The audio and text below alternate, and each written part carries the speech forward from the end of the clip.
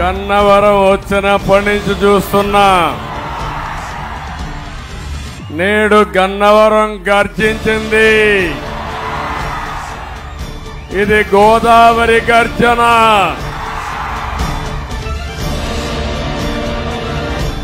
నేను పవన్ కళ్యాణ్ గారు ఇక్కడికి వచ్చింది మీకు ఒక భరోసా ఇవ్వడానికి వచ్చాం.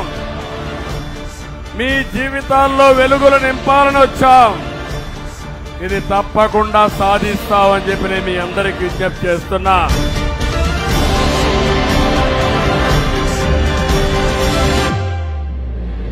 ఎన్డీఏ కూటమి, తెలుగుదేశం, జనసేన, భారతీయ జనతా పార్టీ కూటమి రైతు కన్నీరు తొడిచే కూటమి అవుతుంది మనస్ఫూర్తిగా తెలియజేసుకుంటున్నాం.